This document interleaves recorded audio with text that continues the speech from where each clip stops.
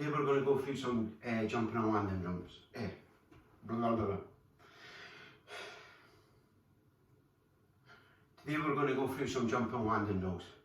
Purpose of these drills is mainly in this context to improve leg stiffness, ankle stiffness, really just teach you how to, land on the ground properly. There's a variety of different drills you can do when you're doing this, when you're jumping and landing and doing plyometrics. But we'll just select a few today just to give you some ideas. Obviously you would warm up before you do these. I'm not going to warm up just now, just to save a wee bit of time on the video. I have warmed up previously this morning. In terms of your own warm up, I've said in previous videos, a case of doing 10 squats, 10 lunges, 10 press-ups, 10 squats, 10 press-ups, 10 lunges, 3 times 10. And when you're doing that, something like this particularly, you could add in a squat jump, just to make it a wee bit more aggressive, just to get you warmed up for these jumping and landing drills. So make sure you do that properly. So first up, we're going to look into how to land on the floor, whether this be in what I'm doing here or outside. We always want to land on the floor with our feet in this dorsiflex position. We're essentially just pulling the toe up to the shin. So when it contacts the ground, it's not on the ball, it's not on the tip of the toes, it's on the ball of the foot, and it just helps you apply more force to the ground. So first exercise we're going to do is we're going to do a hopping drill, and essentially all you're doing is you're doing it on the spot. So it'll be double leg to begin with, and what we'll do is, like some more videos, at the end of this video I'll explain the sets and reps and how it's going to work. So there's your hopping drill there. This one's actually called ankling. So again, quite stiff knee, ball of the foot onto the ground. On our next exercise, we're going to do some depth jumps, drop jumps, sorry. But in terms of this, all we're going to do is we're going to drop and stick. What you'll notice is when I come off, I make sure that the foot that's off the bench, or sorry, the couch, is in a dorsiflex position, like I was saying a couple of seconds ago there. When I land, I'm going to stick it, and you can see I'm aiming to be quite high here. So what we're doing is we're making sure that we've got the shoulder above the knee above the midfoot. In terms of positioning, we're just trying to, when we get down here, we're just trying to keep everything nice and stiff. So stand up tall, one leg off, drop down, there. And what will show you here is when I land, knees are following the line of the big toe, everything's nice and tense, making sure we're not letting these knees cave in. Push it again, come off, stick. Again, what we're always trying to do is we're not trying to step off, we're trying to drop down. So last one, and you would change both sides on these. There. So that's just a landing stick. Next one, we're going to land and we're going to explode. And what we're trying to do here is we're trying to add a wee bit more velocity to it.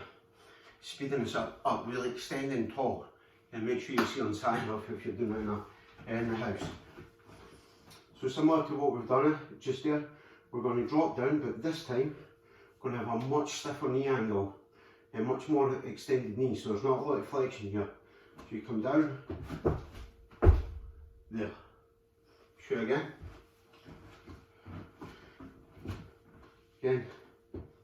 toe pull to the shin, drop off, and then land into that position.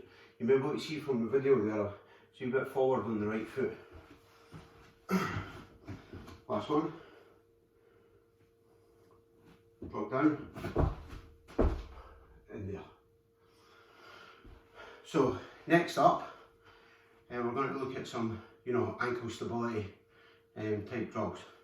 So first one, I'll show you here, is you're just going to hop on the spot, and it's just as simple as it sounds. And again, just nice and steady.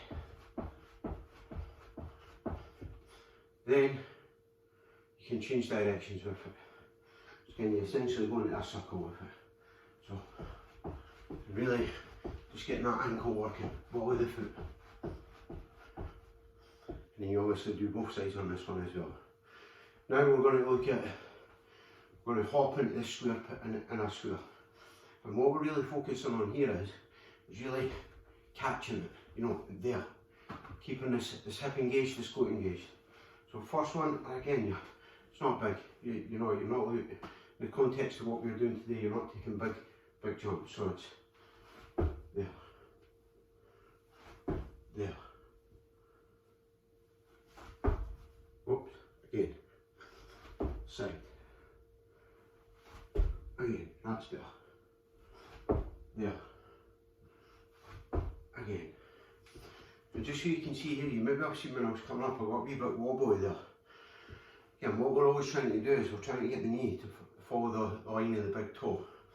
And what I always say is, you know, if you go to jump here and you go too far to, you know, if you keep away from this, what you want to do is you'll jump and then sort of stutter it and then you'll catch it again. So, next up, we're going to look at some lateral movement. So feet roughly hip width apart, and you're just going to swing out. You're going to land on the ball of the right foot, and then what you want to do though is you want to stick it. Again, ideally you want a wee bit of spacing, you can really, you know, ski it out, so there, down, down. Try and show you this side on, you get a look at my landing. So you come out, swing across, down. Again, really control that. You can see shoulders above the knee, knees are in line with the big toe. You're really just sinking down on that. Next one, we're going to do some forward jumps. So feet roughly hip width apart, you just got to swing forward and there, and you can see everything's pointing straight ahead. Come back. Everything's pointing straight ahead. Last one. And what you're doing is you're using your arms to drive back to then pull you forward. You'll get that little bit of leverage. There's a bit too much on the toes there when I landed. Next up, we're going to look at how we can go forward and then you just add your side movement in it. So again, with these here, you know what you're doing is you're just adding variance and going in different directions. So you go jump forward and then explode instantly to the side. So jump forward, there, and you come back. Do it this side. Again, jump forward, whoops, that again.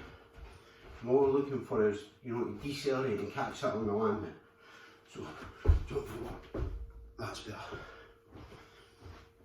You could always, you know, you could change that one up to jump forward to a double leg, take off with a single leg. Jump forward to a double leg, land on a single leg. So you know, there's a variety of different ways you can change that up. So hopefully there's some ideas you can use for, you know, just landing drills, landing, jumping. In terms of this, you would always start off simple to complex. For what we're doing, and these are, you know, if you're lucky enough to be able to get outside, you're doing any sprinting work, these are ideal prior to it. You know, you're just really warming up the nervous system. If you're doing them in the house, really beneficial before you're doing any like power session in the house or things like this. In terms of how we calculate these in volume, so how many we do, what we do is we do it by foot contacts. So in the previous videos you'll have seen for strength we're doing 3 sets of 8,